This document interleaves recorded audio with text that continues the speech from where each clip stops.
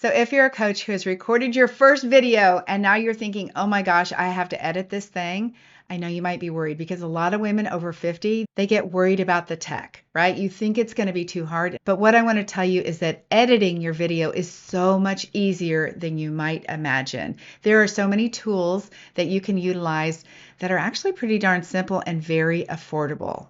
So Nicole, tell us some of the common places that people might edit their video. Yes. So, depending on what type of a computer that you have, if you have a Mac, you already have iMovie built in there. So, that's a simple software that you could use. There's also GarageBand, which is audio only. There's Premiere Pro by Adobe. There's all sorts of different options. But what I would recommend here is a software like either Descript or Riverside. So, what both of these softwares do is they actually turn your video into a transcript so that you can edit based on the words. You can go through and cut out your ums, cut out your rights, if that's a, filler word that you tend to use.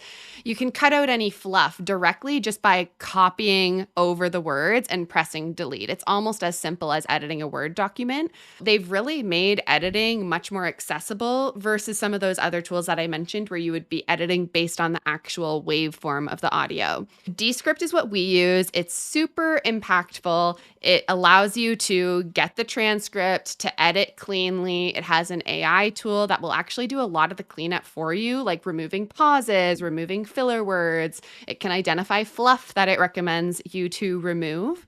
Plus, it's going to allow you to then chop up your video into different shorts and things like that, which we'll talk about in more detail in the repurposing episode. But that's one of the really great things about Descript is that not only is it simplifying your editing process, but it's actually allowing you to create more assets from your edit. I want to backtrack to where we talked about recording the video and about your script. And I said, just go ahead and say something over, start over, right, until you get it the right way you want it to sound. That's why Descript is so fantastic, or Riverside, because you don't have to stop the video. You can start recording, you can restart on the sentence, then you can go back and listen to it. You can even notice, like, did I sound energetic, or was I talking too slow or too low? And you can delete or eliminate any portion of that. That really saves a lot of, worry and fear. It really does, because it's like you're not putting it out into the world till you get to listen to it. You don't have to keep redoing it. You just record it once and then go through and edit it. Exactly. I think that eliminates so much of the fear. It's not a live video.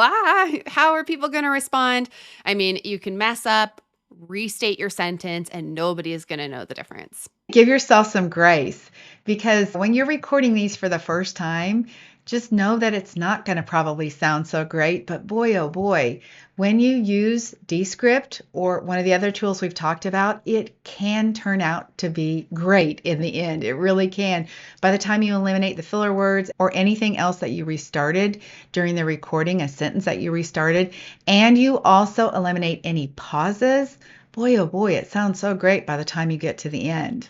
Exactly. And it really doesn't take much time either, especially with all of the AI that's in there. So it's definitely, if you're a coach, you're already busy coaching, go and check out Descript because it's going to cut down a lot of this time and headache. Something else that you can do is you can utilize the transcript. So it is making a transcript, but once you're done with all the recording, you can get the finished transcript after you've deleted everything, and you can utilize that for other things as well as using the audio separately, like we talked about as well too, for maybe a podcast. Exactly. And those subtitles that you can pull. So when you export the transcript, you can do a TXT file, it's called, which would get you the transcript, or an SRT file, which is the subtitles. And that's going to be really helpful because then when you upload to YouTube, you can just press add subtitles, upload your file directly from Descript, and then it actually helps with the reach of your video as well, because now the algorithm's able to see what you're talking about. I want to encourage you to not get too hung up if you watch your video and you get to the end of it, you have it all edited and you're like, oh my gosh, that wasn't good. What I want you to know is it's probably good enough to get started, right? People aren't expecting a perfectly scripted video. What they really want from you is a conversation. So don't worry about being a high quality editor who's trained at this. You can train yourself Honestly, it's very easy to use. So just do the very best you can. And again, I just want to encourage you, like, don't try to be perfect because that will keep you from doing this. Just imagine that the world needs to hear what you have to say, edit the video, and get it up on YouTube and press publish. Yes, don't overthink it. Allow yourself to be authentic. You can cut out anything that was maybe embarrassing in the edit, but overall, just put it out there. Your next video is always going to be better than the last one, but don't wait until you have it perfect to start publishing. Descript offers ways to bring words across the screen. It gives you an opportunity to put a blank slide in that you could have words on if you did a hard clip or a jump in the video somehow. What would you say about utilizing those tools from Descript? Yeah, I would say those tools in Descript are super helpful. You can also add clips on the beginning and the end. So let's say you have some sort of introduction for your podcast or like an outro screen. You can add those in there easily. Like Debbie said, you can add cards or pop-ups that'll overlay on the screen with words. You can add titles just on the screen. All I would say about that is with every single piece of editing, there's going to be more of a time commitment, a little bit more of a skill to get under your belt. So while those things are really amazing to have, I'd encourage you to just do a simple, what I would call like a cleanup and clarity edit, where you're making sure that the audio sounds clean, there's no filler, no fluff, but there's no, graphics popping out here and there. That's always going to make things a little bit more complicated. And then if you want to then take it to the next level, I would say just doing something simple where, let's say you're doing a listicle style video where it's like, these are the 6 steps to do this, or, the 5 steps to lose weight. You could just have step 1 pop up with the name of it on the screen when you announce it, and then step 2. And that would allow for just, like 5 or 6 quick graphic edits. So overall, there's plenty that you can do there, but I would just keep it super simple for your first ones. Honestly, I don't think it changes the impact of the video. I don't think it probably gives you more views or longer retention by doing that. And it really does add to your work. I was just listening to another YouTuber talking about their workflow and the amount of time that they needed for editing because they added those clips and those pieces into their video. And I would just say skip all that. If you can think about a video that might be 20 minutes, how long would you say that it might take to edit a 20-minute video? Yeah. So for a simple cleanup and clarity edit, I would say it's going to take you 2 to 3 times the length of the video to edit it. You're likely going to have to listen to parts of it 2 or 3 times. So it definitely takes longer than the initial recording. That being said, if you're really good at just recording on a cuff and you didn't make that many mistakes and you go to edit right after you've recorded, you could probably edit in like 5 minutes because you'll sort of know, oh, about 2 minutes in, I made this pause. I had to go to the bathroom, so I'll cut that out. And here I repeated myself. And you can just sort of target in on those places and just do a quick listen through. But overall, I would budget about 2 to 3 times the length of the video's time.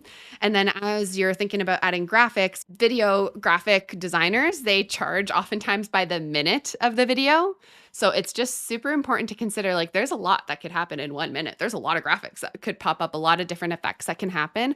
So I would just ease your way into, like we said, maybe a little bit of those titles that pop up. But overall, if you're a coach, people just want to see you. They want to know you and trust you. And they're going to get to do that by seeing you on the screen instead of all these like overlays and distracting emojis anyways. I really would encourage you to do what Nicole just mentioned, which is record it and edit it nearly at the same setting because it really is easy to do that. If you've just recorded it, it's fresh on your mind exactly what you've done and you can go through and edit very quickly. The other piece is I would go back and listen when you make an edit.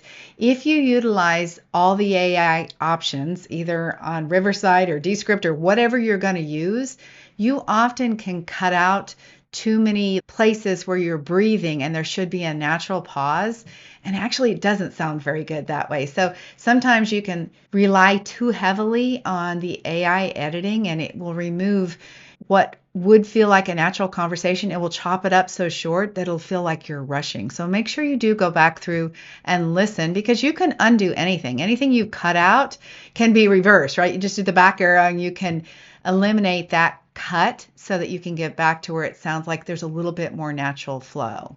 Yeah, I think that's super key. You don't want to over edit it. You don't want to, let's say you're talking to the guests, the space in between is non existent. So it's like you cut off their sentence before it even starts. And something to keep an eye out for if you are going to use Descript in the AI is just that sometimes when you're having it remove filler words, it gets a little bit confused between ums and then like an ah. So like car. It could just cut me off before car and just start the sentence with car. So just keep that in mind. Definitely listen through to it all at the end. For sure. Yeah. So I want to encourage you guys, don't let editing hold you up from doing your video. I want to encourage you to just do your video, give it your best shot. You'll get better as you go. And the same way with the editing, there are incredible tools that are not very much. I'm going to leave for you a link for Descript. We have an affiliate link. There is a discount for you guys as well. That's the tool that I utilize and I know how to use it. It's very easy. It's the same thing we teach our clients. I just want to encourage you, don't let that be the roadblock. It is so much easier. Yes, the first time that you learn how to use Descript, it's going to be a little bit hard, but it gets easier after that. Go ahead and do the videos. Get yourself on YouTube. Go ahead and use the editing tools that are available to you. Don't let any of that be the roadblock to you putting out in the world what it is that you know that you are meant to do, because video is a great way to build your coaching business. So in the next video, we're going to talk about shorts. How do you edit shorts? We're going to be talking about using Descript again. I want to encourage you to make sure that you subscribe, that you hit the bell so you get notified. In our first episodes, we talked about recording, we talked about Canva, we talked about channel description and setup. If you have not listened to those videos, I want to encourage you to go back, because by the end of this series, if you are a coach who is ready to do YouTube, you're going to know everything you need to know to not only get started, but to be taking action on it. So we'll see you guys very soon. Talk to you in the next video. Make sure you subscribe and hit the bell for notifications.